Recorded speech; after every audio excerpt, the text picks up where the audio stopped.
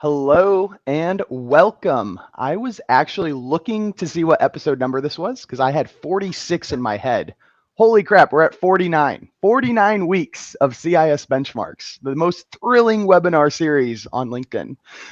So, very awesome, guys. Thank you for joining us this week. We have an exciting episode with Andy Laren from All Care IT, Rich McGraw from CIS, and myself, Zach from Senteon, to talk about a good amount of settings today, Andy. I don't know if you realize, but I think you have like 15 settings today, which is a little bit more than the other guests have to tackle. So There are quite a bit.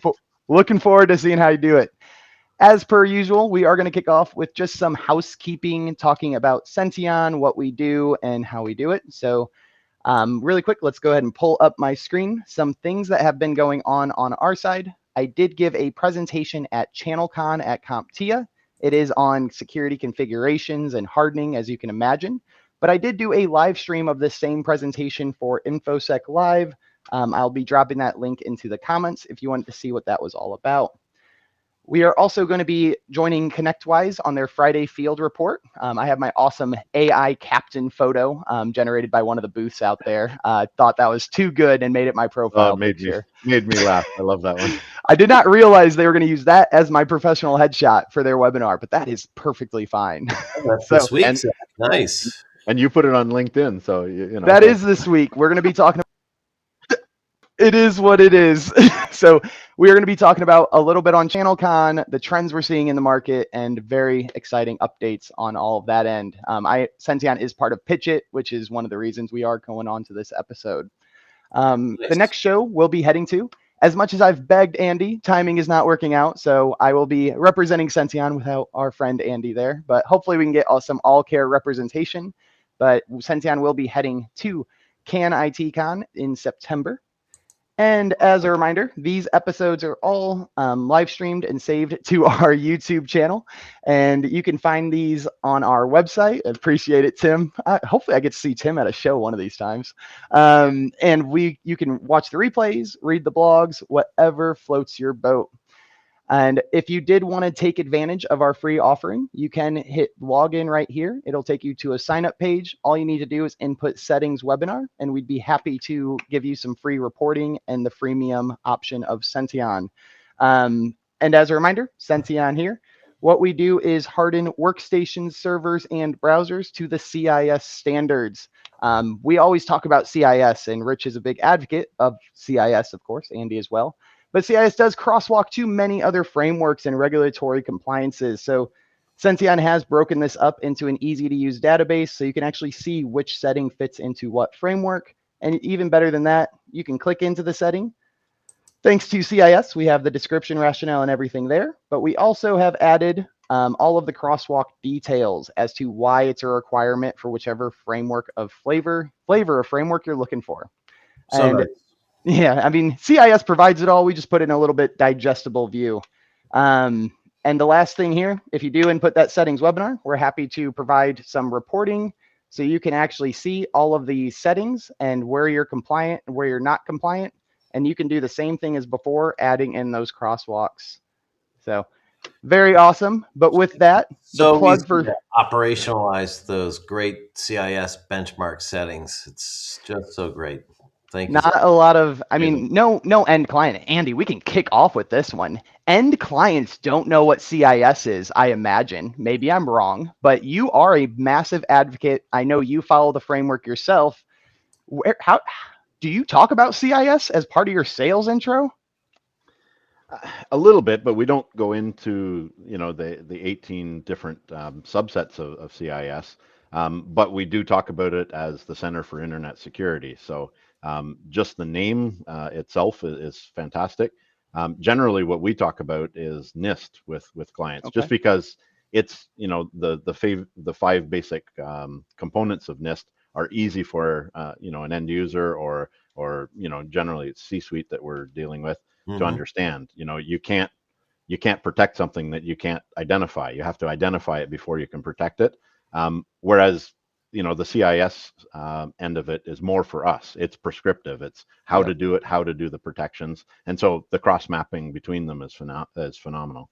Yeah, for sure. I actually like that point of view because 18 controls very overwhelming. You only have so much time in that sales conversation with an end client as an MSP. So taking 5 categories, imagine, is a bit more digestible. So Yeah, sorry I to mean, kick off. we do talk about it just from a little bit from a, you know, maturity standpoint, that, you know, a smaller Yep. organization has to do less versus a larger organization. So, you know, that's where CIS does come in. You know, like, why do a pen test before you even identify what things are? So, Yep. you know, I love that, the maturity model of CIS. Yeah, if I can build upon that just a little bit, a lot of people that are trying to comply to NIST is, as you pointed out, Andy, maybe it's their framework of choice and they've been at it for a long time and that's great. Or maybe it's a regulatory compliance thing for their particular organization. And it's the CIS controls are still very useful. And the reason why I say that is because they are broken up into implementation groups. Yeah, So there are the 18 high level controls, and I think it's a total of 157 controls in total when you go down, into all of them. But if Yeah. you concentrate on implementation group one, and depending on the level of security the client needs, move into implementation group two, and that gives you the right order and sequence and the biggest security benefits as you go down that path.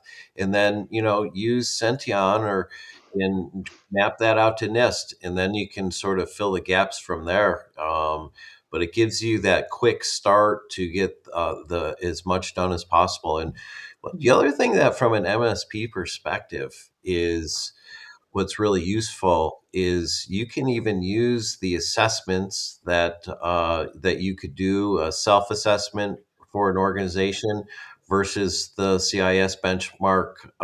I'm sorry, the CIS controls implementation group one. Senteon can do that assessment very quickly and easily. And then, once you demonstrate that report to, a custodian of that infrastructure or that data or that organization in general, it's very clear that work needs to be done, and it can almost become a sales roadmap for organizations to use a sales tool to help plug those gaps, which is a combination of services and product and all kinds of things like that. Yeah. yeah, exactly. And that's, you know, I love the breakup of IG1 versus 2 and Yep.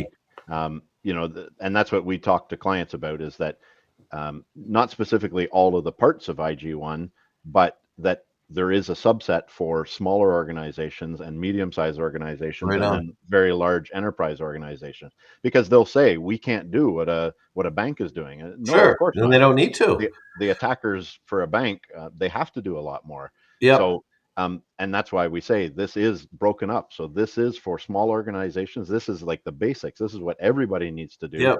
If you've got a medium-sized business and a medium-sized budget, then we can move you into IG2. Yep. Um, you know, IG1 our is basic cybersecurity hygiene for every organization. you got it. I mean, Yeah. we don't do anything in the IG3 space, Yeah. but you know, that will come with larger clients. But Sure. IG1 and IG2 is where we sit in. Excellent. Awesome. And we jumped right into the technical talk, which is perfectly fine. But Andy, you are obviously a very mature MSP. You follow a framework, you follow the right policies and procedures, and I'm sure you even have documentation, which is oh so rare nowadays. But Do we Andy, try? we jumped pretty far into it. Do you mind taking a step back and introducing yourself and All Care IT? Absolutely, sure. So we're a smaller MSP in Kingston, Ontario, Canada. So we're between Toronto and Montreal. We take care of clients all over Canada and even a few in the U.S. Been in business for a long time. Started in '96, doing a lot of hardware back then, and then eventually moved into services, and then eventually into managed services about 11 years ago, 12 years ago, and So you then made into that a lot of security transition services. from really break fix and traditional MSP too. Yeah. Yeah, yeah, exactly. Andy, I didn't know you were from Kingston. I have spent my years growing up sailing on Lake Ontario, and we would go to Oh, Kingston awesome. every summer. Confederation Basin, beautiful You place. You got it. Yeah. So that's, Confederation Basin is 10 minutes away from our office. Beautiful area. A lot, Wonderful. if they know the Thousand Islands, Yeah, this it's a pretty is popular area. kind of jumping off point to the Thousand Islands and so forth, and it's a wonderful place. It was always a highlight going to Kingston. Yeah, beautiful spot. It's a nice sized city for us, about Beautiful. 140,000. So it's just the right size. It's got all the amenities without being such a, multi-million person city. Yeah, it's a wonderful place. It'll only be my second time going to Canada once I get to that trade show. So I'm very excited to see the area. It looks beautiful from the photos. But Cool. per our new routine, we are going to jump right into the settings. That is obviously the highlight. And with the time remaining at the end, we'll definitely dive deeper into the learnings and the experiences of you working with CIS. So let's pull up some of these slide decks and get into these settings. Perfect. Assume, there we go. So CIS benchmarks, as we know. So just as a really quick, we talked a lot about IG, IG1, IG2, IG3. I want to emphasize here at the beginning of these slides, we can just show the first one even. In the bottom right corner, there is going to be a level. This is slightly different, not slightly, this is different from the implementation groups. This is actually referring to level 1, level 2, which is a CIS benchmark terminology. Level 1 is expected to have everyone. This is just basic cyber hygiene. There's very unlikely to experience disruption, and it's just something every business should have. While level 2, or if you, depending on your CIS benchmark document, may have next generation, BitLocker, XYZ categories, but level 2 and beyond is going to be very disruptive, or potential to be very disruptive. This is things like disabling RDP altogether. Andy, I can't imagine your business could run if RDP didn't exist. So we use different things. there are alternatives, and that is another really critical point to call out here. These CIS benchmarks are recommendations. There's no need to follow it 100%. You can go beyond the recommendation. You can go below the recommendation. It's all about those complementary controls and everything around that. So per the new schedule, Andy, we're going to hop right into the settings. So we have the first one here with ensure enable Google Cast is set to disabled. Do employees need to have cast available all the time? Like, what if they need to do this? Yeah, I mean, it's a nice setting to have at times when you do need it or do want it. But to have it available all the time, lots of mistakes could definitely happen. So, I always talk to clients about security and convenience. You make something nice and convenient, it's not very secure. You make it uber secure, it's not very convenient. So it's trying to find that happy medium. And every business is a little bit different, but trying to find where that is. And I lean more toward more secure rather than more convenient. Nice.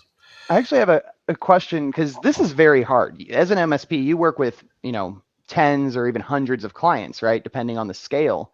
Yeah.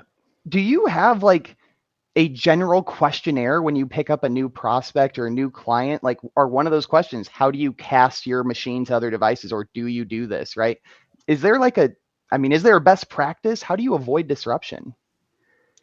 No, I wish that we had one that was that granular.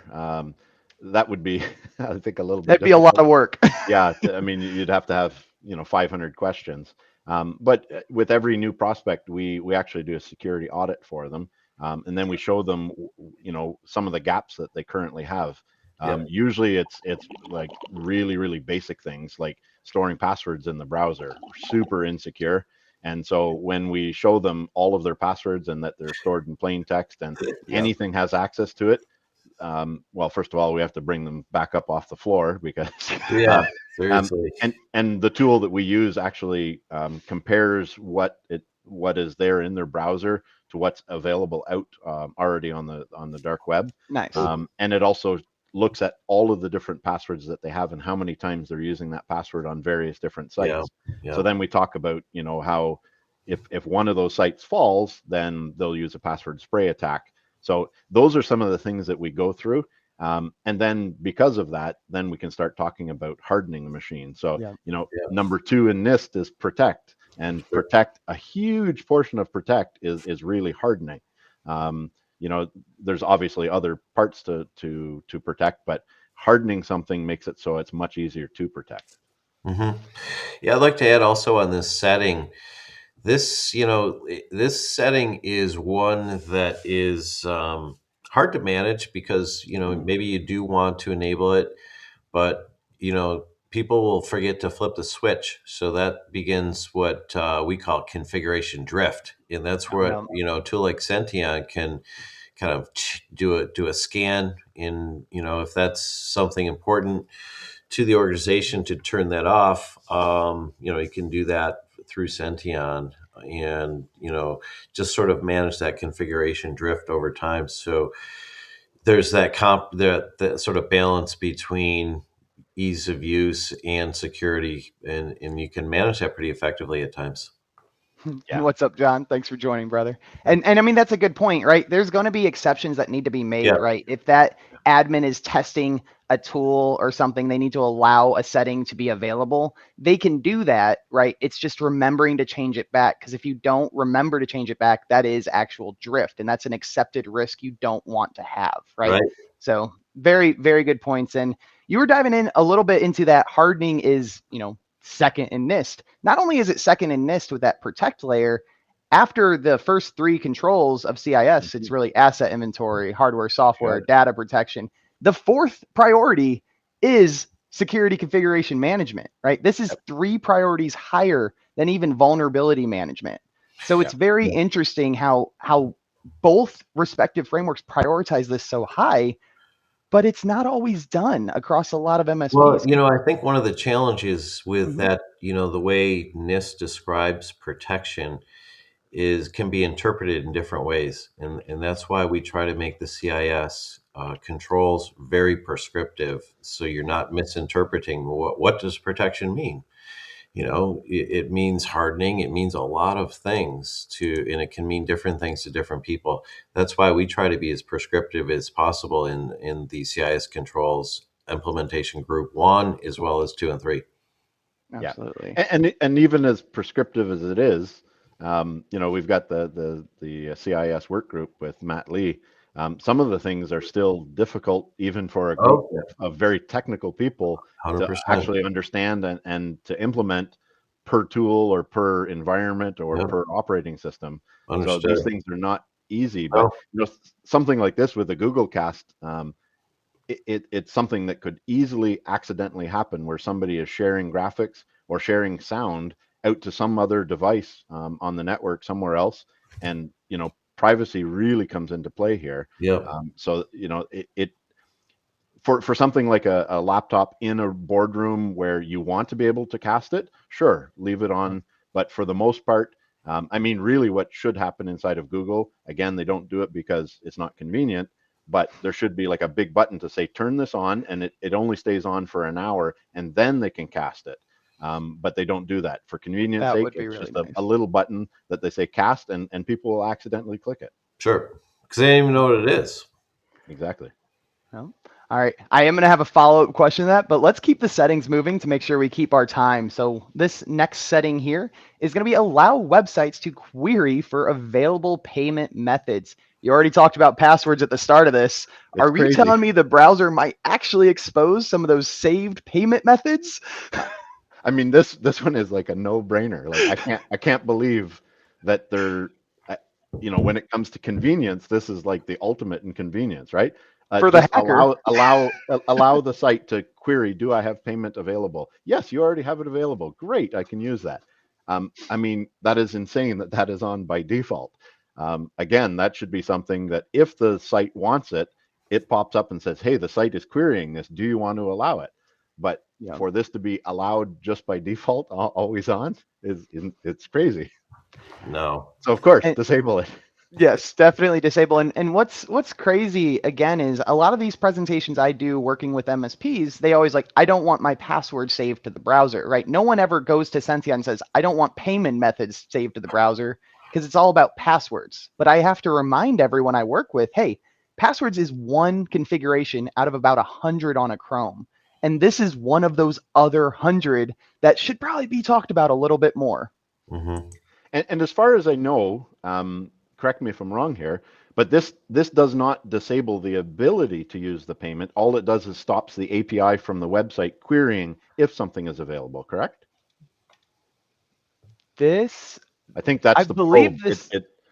So the user, as far as I know, can still say, yes, I want to use this available payment, but it stops the website from checking, do they already have one available? Yes, I think it yes, makes because it so that if it, this is the general yeah, browser saving it and the website checking with the browser. This isn't like saving to, yes. yeah. So basically they can still have a payment method in there, although I still disagree with that being in the browser, but it Yes, just tells the API nothing is that is correct. available. Yeah. Okay. Yep, that is exactly right. Now I'm going to go back to my follow-up question because you said something I want to dive into. I guess I led you into it, and I just want to address it a little bit more clear. Is if hardening is ranked so highly in both respective frameworks, why is this something that wasn't really done for the last 30 years? I feel like there's a higher trend today. I mean, I know this because business is booming, right, in this respect. So, like, why is it just now we're starting to talk about hardening and not over the last few decades? I have an opinion. Yeah, go ahead, Rich. Well, it's being paid attention to more because these are all access points for attacks. These, without doing proper settings, with the automated tooling that the bad guys have and so forth, the weak links are found very rapidly and very easily by the bad guys. So, in that sense, that their methodologies in the past amount of time that you referenced in the past 10 or 15 years Yeah. have accelerated the need to have careful configurations across your landscape. And it's increasingly important all the time to really follow the basics, because the best shiny penny new tool is not going to protect your organization if you don't follow the basics properly. And now the time now is more important than ever. Yeah. Yeah, and I, just to add on to that, I think there's a level of sophistication that, years ago, HTTP was the default standard. Yep. Nothing had security on it, and then little by little these things would get attacked, and it was so porous back then. It was Swiss Hmm. cheese. Hmm. So as things get, closed down more and more, the attackers have to do more and more to get at the data that they want access to, and the amount of people using technology is much bigger. The amount of money for payouts. I mean, Yep. I just read last week they broke the record. There was a $75 million payout. The previous largest one was 40 million. So, in a year from now, will there be a bigger one than 75? Probably, because these things, bigger and bigger companies get hit unless they do these basics, these Yeah. hardening. I mean, even things like updates to Windows. Yeah. I mean, it's crazy that some companies would wait 3 months, 6 months before they would, uh, you know, patch machines. Oh, Well, you beyond that, can't do run that anymore. operating systems that have been out of support for years.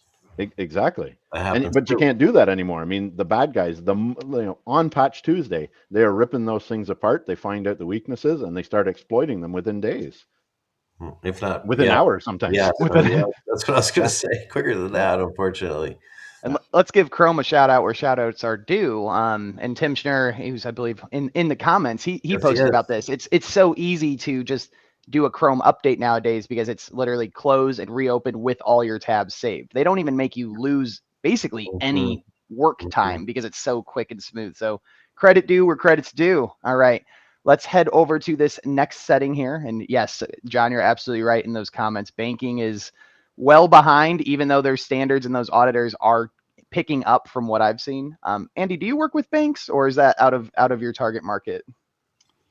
yeah, out of our target market here in Toronto. Canada. Yeah, it's pretty regulated. There's 5 big banks across Canada, whereas in the U.S. there's thousands Yeah. of different Yeah, banks. regional. Yeah, it's everywhere. No, Yeah, absolutely. And yeah, definitely some old systems, I'm sure, on those bankings, which John is knows. ever so but hey, lovely. What I'm if talking about, he knows. if RBC or TD is listening, we'd love to work with you. I would love to have them in the audience. Let's All right. go. Block third-party cookies is set to enabled. So this is when you go to a site and another site wants to take the information, or could you introduce a little bit more? Yeah, I mean it's basic tracking across the internet. So these sorts of things have been major problems. Everybody hates the fact that when they do something in one tab or in the browser, they go to some other site, and something that they looked for over here is following them over here. Google and Facebook have made lots and lots of money on this sort of thing, as have lots of people. It's why I always recommend, something other than Chrome, actually. Like my default browser is Brave, because it takes these things in place. So third-party cookies, it's been something that's been talked about for years. Definitely should be disabled. Yeah, and some sites require you to have cookies enabled, right? You get a lot of those GDPR, they say yes. Do you have like a high level explanation of why, we do want to trust some cookies for some sites? Do you have any insight to that? Well, some things do require the third-party cookies in order for them to work. So, Microsoft 365 is a prime example. They use a bunch of different disparate services, even though they're all under Microsoft. And so some things will break inside of Microsoft if you don't have third-party cookies on. Salesforce, there's lots of other tools like that break if you don't have it.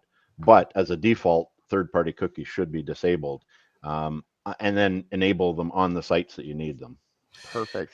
Yeah, and I'm a fan of, and I think, Chrome does it, and I think most browsers do it. And Andy, I think you even referenced it, is, when you have your configuration such that when you close that window or close that tab, it burns all your browsing cookies, and I don't know. It doesn't have to. It only does that if you have it configured to do so, which I know we've either talked about in a previous week or upcoming, but yes, otherwise everything just stays running in the background, and it's lovely. All right, next setting here. Next setting here, we got browser sign-in settings is set to enabled, which is meaning disabled browser sign-in. Setting sounds a little contradictive. You get this with a lot of GPOs, but could you give a high-level overview of this one as well? Yeah, so that's for logging into your Google account, so that things like Google Sync are allowed to run. So again, convenience. It's really convenient that Google allows that, where everything that you do inside the browser syncs up to Google servers and then down onto any other devices. Really convenient if you want to pick up where you left off on a different device. However, again, convenience, security. If you have that set up, and sometimes you do have to have it. I know that some corporate devices, if you're using like Workspace, Google for Workspace, they require you have something like this on. So the enterprise side of things is what I'm talking about there. But by default, having this on shouldn't be there unless the user explicitly needs it or wants it. Again, security and convenience. They may never know that that's actually happening, that Google has a copy of all of their browser, all of their bookmarks and all their browser history, essentially. Exactly right. If you didn't have this enabled, it's effectively like giving everyone the key to your treehouse or whatever you want to call it, right? It's making sure the right person has the right access, but it is going to very much disrupt the convenience. And when things disrupt convenience, that's when it gets a bump on the level scale. So if you do notice in that bottom right, this is a level 2 setting. So if this is something you're considering doing, make sure to communicate that, test that internally before just full sending, turning it on, which I can see the setting really being used more with both BYOD scenarios as well as work at home and things like that, where this setting might have been overprivileged, if you will, or over sent out to the organization. It might be a good time to reevaluate that and kind of reel those in if they're no longer needed.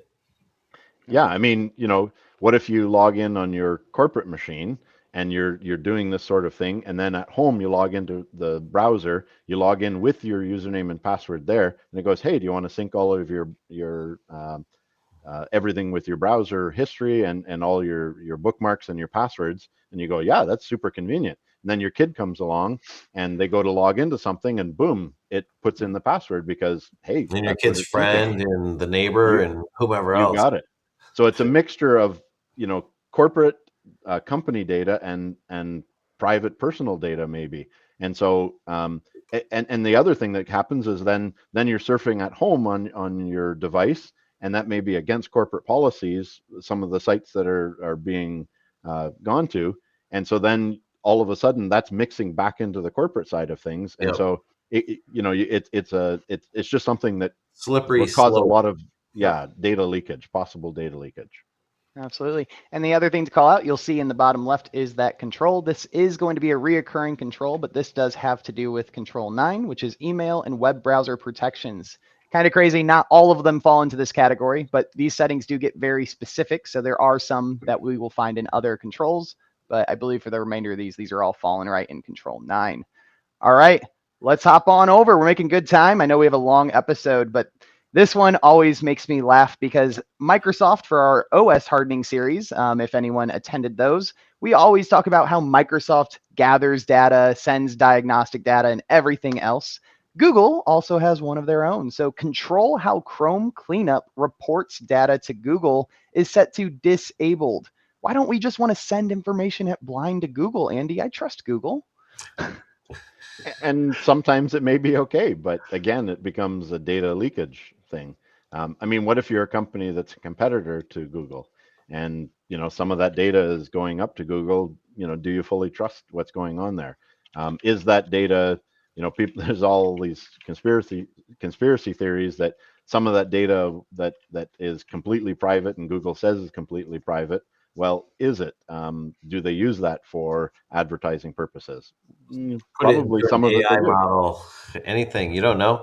Yeah. The scary part is you don't really know exactly what data they are taking with them and how that data is being secured. So I always advise in these scenarios, obviously not to share that on purpose, to, don't do that.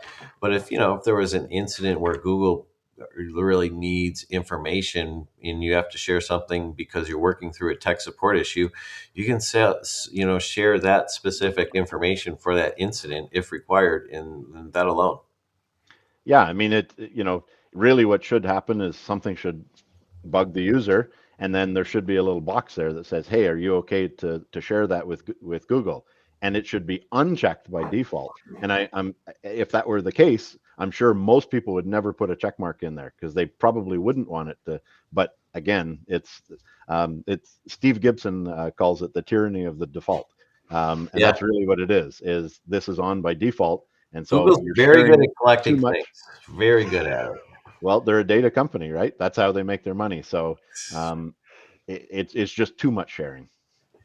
Data companies, how they make their money. I'm a free product. It is what it is. You So are the lock customer. down where you can. Yeah, No, exactly. perfect explanation there. Very much agree with those. And again, falling in that control 9, and this is a level 1. So everyone please do this because already this is not disabled by default. Not cool. All right, let's keep going. The next setting here, we got disable synchronization of data with Google is set to enabled. So this one by phrasing is actually disabled by default, which kudos on them. But what we're doing here with CIS recommendation is to explicitly set this to enabled as opposed to not configured, which when it's not configured, it'll behave as if disabled. Yeah. Super complicated concept. I'm going to do a webinar series episode on that with Derek Melber, but that is what this is saying, and that's why it's a bit confusing. Anyway, Andy, we do not want to synchronize data with Google. Again, why not? Well, again, it may be something that is necessary. I mean, if you're on a Chromebook and that is something that you have to do in order for it to work properly. But for the most part, it should be disabled. Now, again, by default, this is there. However, the user can go in and override that setting. So this just prevents the user from overriding that setting to allow it to go out. Yes, that's exactly right. And this is incredibly convenient. Like this above all, I don't know all 100 settings by heart, but like this may be the most convenient setting of all, just so all of your data is everywhere. This is effectively just sending everything you do to the Google Cloud so that you can access it from anyone's computer, anyone's browser. All you got to do is sync it up. Yep. What could go wrong? There's no horror stories with That's it that. all right there. All right.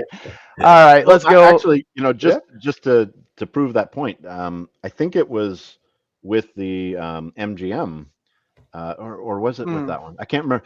There was one just recently in the last 6 months or 8 months where it was a password that somebody put in on their corporate computer that synced down to their home machine. Their home machine was the one that got compromised, and that's how the bad guys got the password.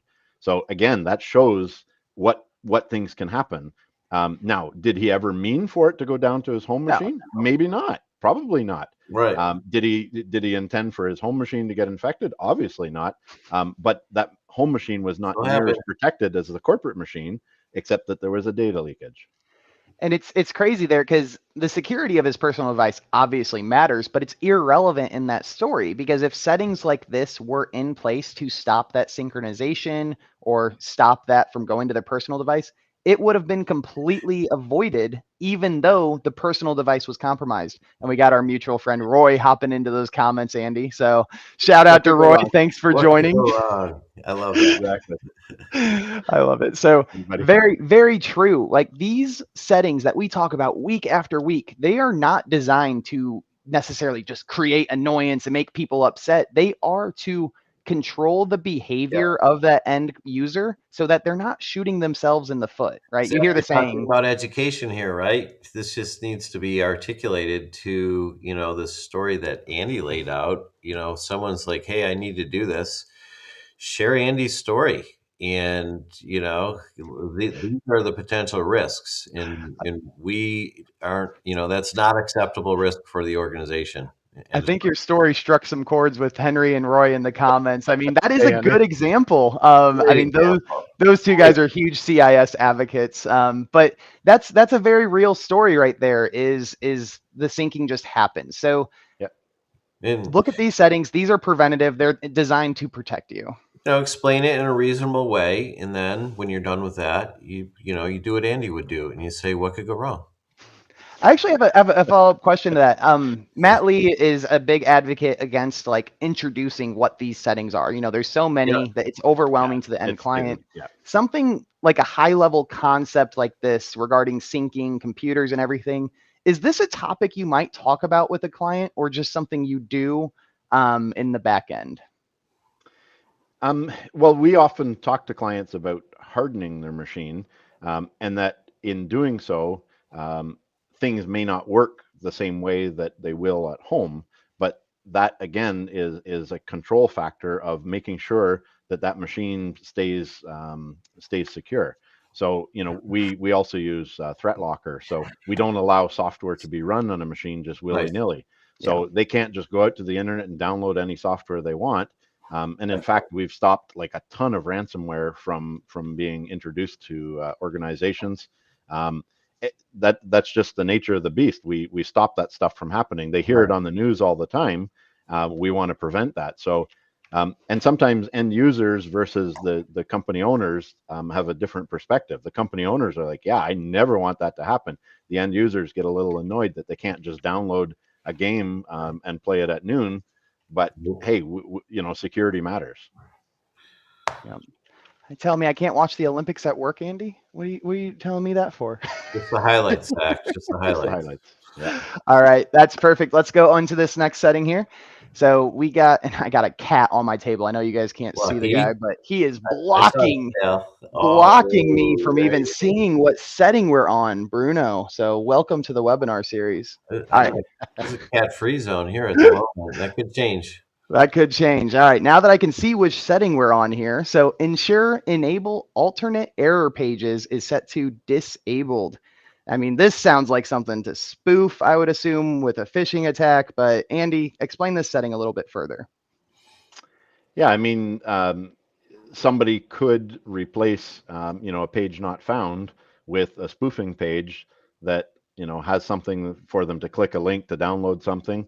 So there's I can't fathom a need of having an alternate error page that you want to come up there, because replacing that error page with something else just prone for attacks on phishing, or as you say on here, why it matters, misinformation.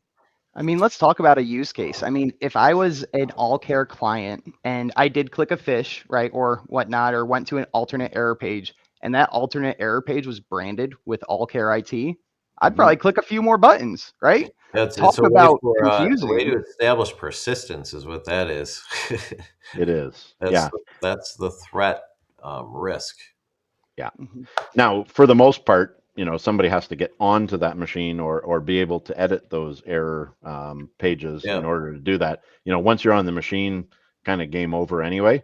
But really, I can't see a good side of having this available, other than perhaps a company wanting to replace something to say, hey, this site isn't, available. it's But blocked for or the most part, yeah, we do those with DNS tools instead sure. to say, this content isn't available because it, violates company policies, Not safe and the for work. tool does that rather than the browser. Yeah, exactly.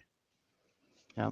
I know Matt also talks about, a lot of these settings here, and CIS as a company, they assume you don't have any third Exactly. party platforms, right? So these Yeah. recommendations here are 100% things you can do as long as you have a browser, right? So they don't take into consideration ThreatLocker, Senteon, right? These are all outside of it. And yeah, end users going to click end user click. I mean, that is spot on. And one thing I love emphasizing in here, and obviously this setting directly relates, is phishing. So these hardening measures do mitigate the risk of a phish being successful, right? It's kind of crazy to think settings and browsers can be mitigating something like you only associate with email, right? Is this something you communicate to your prospects or customers when you talk about hardening? Or does this go a Um, little too technical for them, which is perfectly fine? yeah, to me, I wouldn't talk about this specific one because there's hundreds and hundreds of ways of hardening the machine, and this is just one of the technical aspects. But again, really restricting the porousness of all of the operating systems, and in this case, browsers. I mean, we even talk about it from the aspect of Microsoft 365. Like the moment that you get Microsoft 365 is the most insecure that it'll ever be. Yep. After that, you turn on policies and you lock things down. Um, it's kind of analogous to moving into a house. When you get a brand new house, there might be just a lock on the front door and that's it. But there isn't an alarm system. There isn't like an additional latch, like a bigger lock. There isn't a guard dog. There isn't all of these things. But as you move your precious things into that house, your family, your stuff, you want to lock things down. And so Microsoft 365 by default doesn't have those things locked down because there's no data in there. But once you start putting your data in there, that's when you want to start turning on these policies and lock things down. And the Microsoft security score is a great way to see it. You Yep. see it at the baseline, and then you never want to see it go down. Like, don't shut things off that are already on by default. You want to keep increasing it. Yep, absolutely. The analogy I always talk about, and talk about 365 for the audience, as this is high level educational. 365 hardening is different than hardening that local endpoint, right? Yeah. Hardening just the 365 is like a hard shell piece of candy, right? You have that hardened shell at the cloud level, but the moment something is compromised, be a gooey, easy center if you don't actually have the endpoint hardened as well. So, Absolutely. not saying one or the other, I'm saying both. What I like to advise is on settings like this, they don't really require a big discussion, with No. the Mhm. client.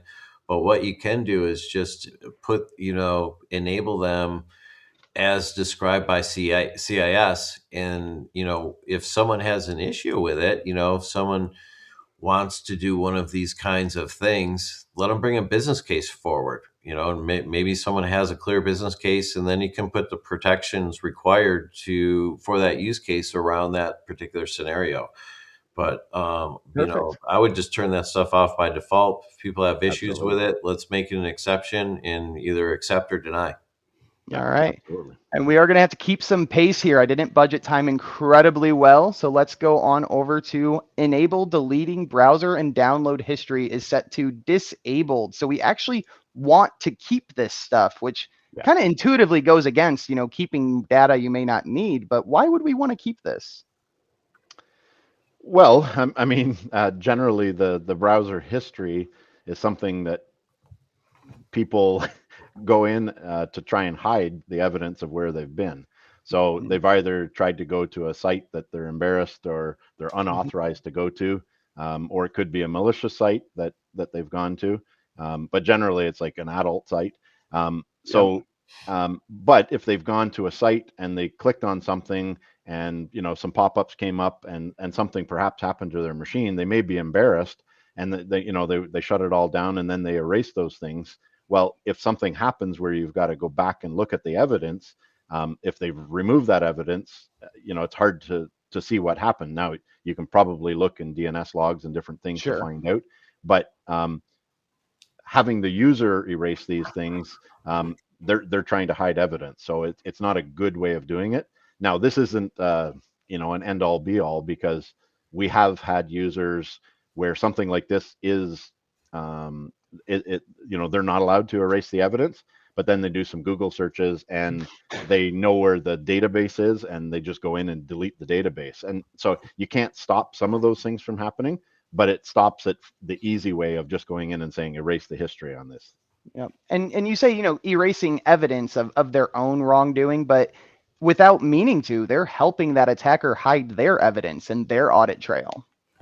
Yeah, and it could very well be that it's part of a script where an attacker is on the machine and the script tries to do this sort of thing.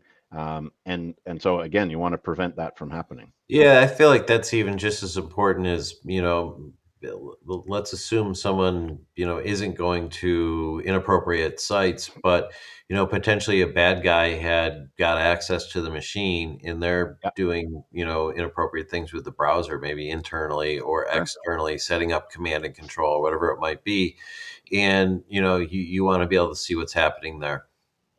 yeah, Awesome. we've had issues with that where somebody allowed an attacker, they went to a random site. It said, hey, it's Microsoft and your machine is infected, call this number. Yeah. They get on with AnyDesk and then they start looking inside the browser and they do some certain things and they hide things and then they go in and they erase the history. So again, Mhm. it just erases some of the evidence that you can go back and say, what did these guys do while they were on here? Now, again, I would never trust the machine from then on anyway. I'd Right. recommend a wipe and reload. But Yep. sometimes it's really good to see where they went. Did they try and go into your bank while you were there? And did you have passwords in your browser that pre-filled those things in? Were they able to scrape some of that evidence? I think we'll have to do another They're episode. I looking mean, for it. I think I want to definitely. I wish we had more time to dive into, what to do after, compromise and how to handle the conflicts. But that'll be a follow-up episode. So that was a really good comment. I will want to resume later. But let's keep the settings going. The next one here, we got enable predict network actions is set to enabled, do not predict, which is just my favorite because you're enabling an enable, but by doing so, you're Yep. not enabling. Anyway, do not predict actions on any network connection. Why would we not want to allow this prediction technology, I guess? Well, it's essentially a prefetch, right? It's going to sites or pages within that site that the user may not ever want to go to, and yet in network traffic logs, it would show that they went that site was visited Mm-hmm. because it's the browser is doing something predictively that the user isn't asking for. So again, it may pages may ring off all kinds of alerts that something was visited when the user didn't actually do it. It was the browser doing Just something on the taking user's them. behalf. Yeah. So Mhm. And then, to me, yep. it's not a good idea. They're I, using all kinds of information to do this, right? yep. Location services potentially, your past history. I mean, they have a whole algorithm figured out, and they're just punching you into that. And yeah, I don't think you really want to participate. And again, it could lead to a bit of a data leak because they're using predictive data on the local machine to go out to other places. So again, you're leaking more information than you need to. Yep. When I'm at a library, I don't need my own book tossed at me from the shelf. So, very much agree with that. All right. The next setting here, enable or disable spell checking web service is set to disabled. Spell checking doesn't sound that end of world. I imagine the setting's probably referring to a third party. Can you talk about this setting a little bit? Actually, I didn't even think of it from a third-party perspective. I was thinking of it from Google's perspective. Again, it's just leaking more data out to Google when you don't need to. If you want to do spell check or you want to do some translation of some sort, the user should be able to choose when they want to do that, not have it automatically happen. Yeah, I mean, when I handwrite anything, it's not like I ask my friends to read my work to tell me if there's any typos, right? It's nice to have, right, that auto correction, but it is, Yeah. I mean, it's reading and potentially saving every word that you type that could be private or sensitive. You're poking holes that don't need to be opened up, or data leakage again. Oh, come on. Yep. Again, it's just more data that Google has, and so that's why they enable it by default. But it could potentially leak data that you didn't want leaked. For sure. Looks like we lost Zach temporarily. Oh, we lost their master of ceremonies. Sorry, my cat sat on the keyboard that time, and I completely lost everything. But I am back. So it's what I get for trying to set him down so that I can actually see the next slide. But here we go. Oh, and as I speak, we lose Andy. Maybe he has a cat on his own. I have no cats here. No cats at all. Just decided to play fun. All right, that's perfect. I imagine you wrapped up this slide just fine. So let's head to the next one. We have about 8 minutes left, and I think only 4 settings. So this one, again, is talking about more sending data to Google without them asking for it. But enable reporting of usage and crash-related data is set to disabled. If something crashes, don't I want my provider, in this case Google, to know about it? Why would we want to hide this? Well, it grabs everything from memory, so all of the different tabs that you had open. So again, do you want Google to have all of that data? They love to have the data, but it shouldn't automatically go there. Again, the user should choose, do I want that to go there? And again, I would argue if there was a checkbox that said, and it was disabled by default, would somebody click, yes, I want Google to have this? Possibly, but probably most people would choose no. So again, tyranny of the default on this one. Yeah, I think we've covered this one. And yeah, but we do need to highlight Henry Tim's comment here. If we can toss that on. Andy, serious question. Would my cat count as an insider threat in this scenario? Absolutely. Look at the keys he was typing. He's a threat actor. My caps lock was on and everything. So I mean, it's absolutely. You basically did a DDoS attack to you, right? You got disconnected. So. Camera crashed. I was down. I was out. I couldn't work for a whole 30 seconds. It was the best. It was the quietest 30 seconds of my life. Anyway. All right. Absolutely. All right. We did beat this one down. So absolutely agree. We don't need to send data that's not needed. We can send it to them after the fact if we need to. All right, next setting here. We got enable safe browsing for trusted sources is set to disabled. This one sounds a little backwards to me. Why we wouldn't want safe browsing for trusted sources available? Is that because they're already trusted, so safe browsing is unnecessary? Or can you share some extra insight to that one? Well, I like what you put on this one, right? They sometimes, these trusted sources fail to maintain security standards. So, trusted by who?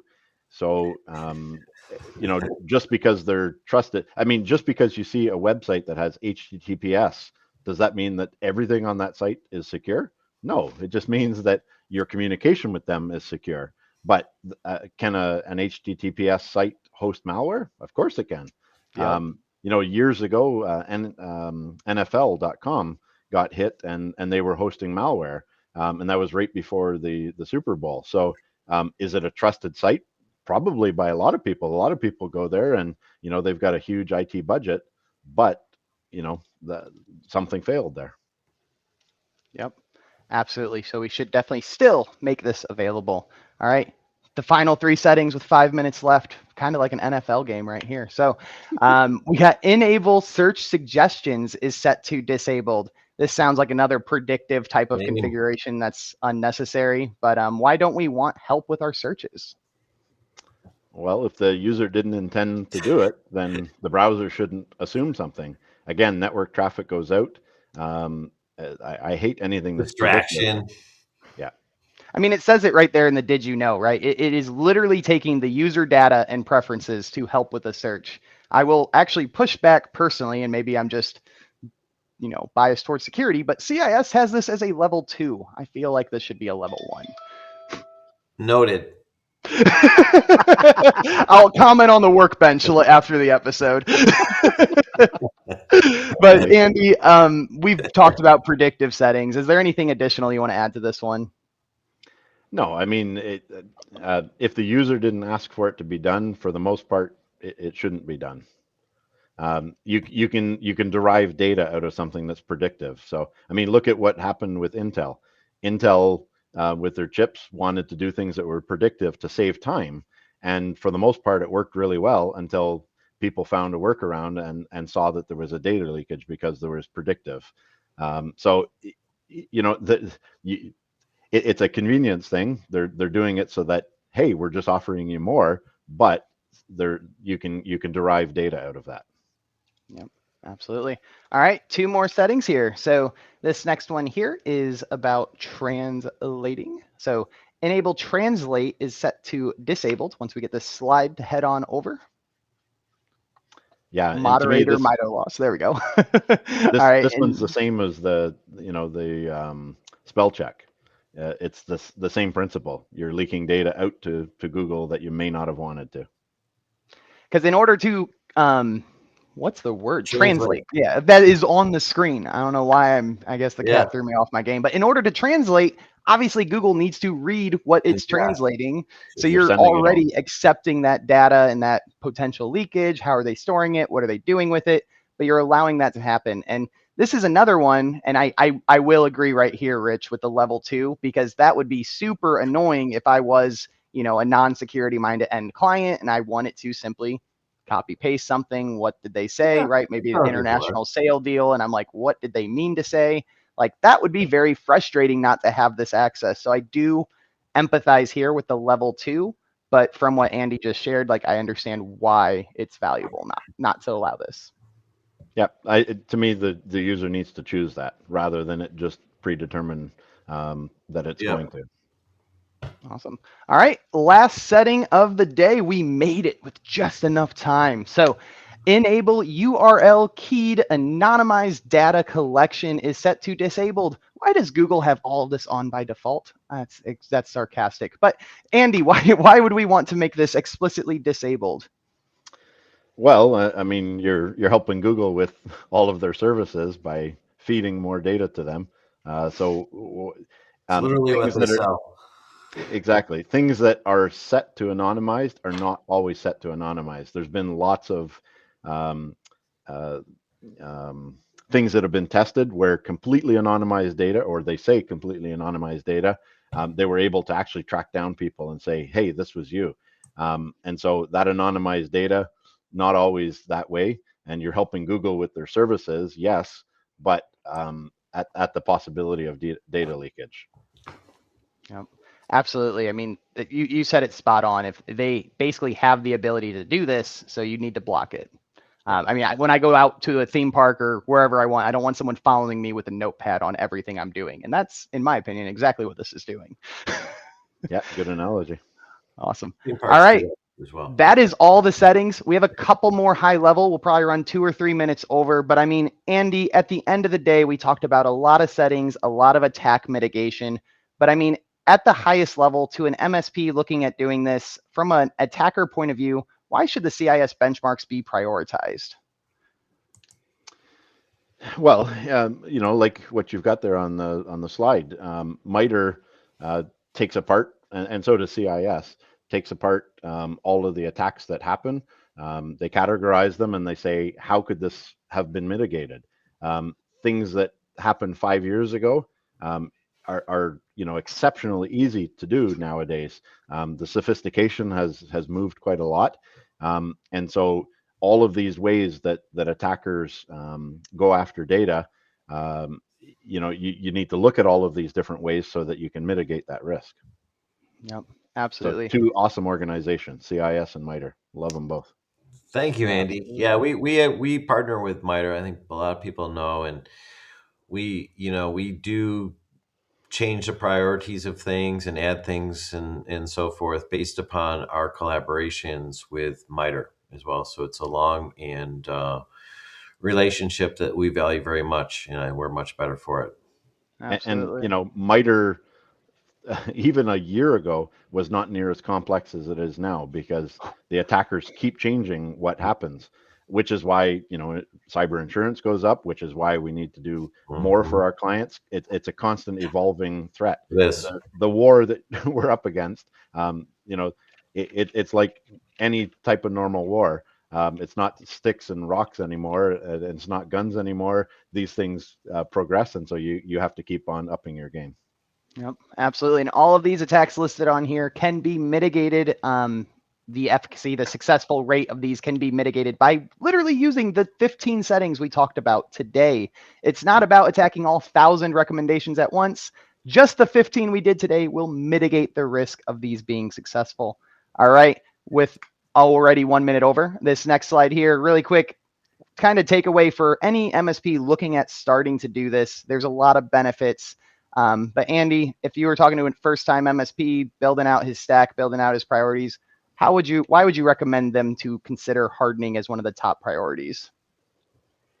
Well, we talk a lot about protecting your kingdom, protecting your data. So that first icon that you have there really resonates with me. That in order to protect these things, you've got to put up moats, and you've got to put up walls, and you've got to put up all of these different things. So hardening something is a very easy way to mitigate a tremendous amount of threats. Turning on MFA on your Microsoft 365 mitigates 99 point, I think it's 9% That's an of incredible attacks. stat. Yeah, so it's yes. Is it inconvenient to have the MFA there? Yeah, it's not quite as convenient as just a username and a password, but you immediately see some massive benefits. You don't have those business email compromises, so near as easily, I should say. Yes. Hardening is one of those things that it's just a must do. You have to do it in order to stop what the bad guys are, stop some of the attacks that these bad guys are coming out with. Yeah, all the attacks follow patterns, like in the MITRE, obviously identifies those patterns, and hardening is clearly a pattern. Yep. Part of Awesome. Anyway. Well, that will wrap up the episode. So before I preview kind of the next episode coming up, Andy, I'm happy to give you the spotlight here to close up. Anything you really want to leave the audience here and the takeaway from the episode, or something you're passionate about? I'm just hugely passionate about these frameworks, CIS and NIST. They're not the only frameworks out there. There's other frameworks, and some of them, compliance reasons, you have to adhere to certain frameworks. But these frameworks work with other frameworks, and they just are awesome to do. Very easy to talk to clients about certain parts of them. Other parts of them, we just completely don't talk to them about it, and we just do it, and we tell them, you're relying on us to protect you. This is how we protect you. So I love the prescriptiveness of CIS. So keep it up. Thank awesome you. Organization. Really appreciate it. Awesome. And you know what? I prefaced before the call, I wouldn't forget to ask you, but my reoccurring question, where is the most interesting place you've taken a customer call? I was hoping you were going to forget, Zach. I don't need your crap given to me after the episode. The most interesting place that I've taken a call. Airport, probably, I guess. I did take a call once as I was boarding a plane and helped out somebody as I was. Hate doing that. I hate being the one that's on the phone. But, you're that guy. Yeah, I had to, unfortunately. Hey, when the phone rings, I mean, being in that food line or the check-in line, I get it. So glad you could still help them. Sounds like you made your flight, which is most important. So thank you for being here. Not many have my cell phone number, so it was somebody that did that. Smart. That is very fair. All right. Thank you for being an incredible guest. So just wrapping up here, if we can highlight this final slide with our agenda of what's coming up. So we are going to have the Friday field report, as I previewed at the start of this. And let's go to make this slide full screen if we don't mind. It is going to be with ConnectWise. Senteon is part of Pitch It. So we're going to talk a little bit about ChannelCon, some trends we're seeing. Really excited to be part of their panel. Next week, we have Joe Alapat. potentially his first Awesome guy. webinar post RoarCon. I'm not sure if that's actually true or not, but I'm very excited to hear Yeah. his take on his It was great. first conference trade show of his own. I Love think, Joe. Rich, you actually helped out. You and Dan Lee made the introduction from me to Joe at RSA. So Yeah. thank you No, for Joe that. showed We out. obviously hit it Great. off. I'm really excited to have him on. And we're going to end the Chrome hardening series with a friend of Chris Lair from Solus Security. That dude, Fantastic guy. I'm caught up with him at ChannelCon. Holy crap, that dude is in the forensics world and the IR, and I'm really excited for that one. So with that, thank you again for joining. You can catch the replays on our YouTube page. Go to app.senteon.co. Let us know settings webinar, and you're welcome to generate some free assessments. Outside of that, guys, thank you for being here. Thanks for being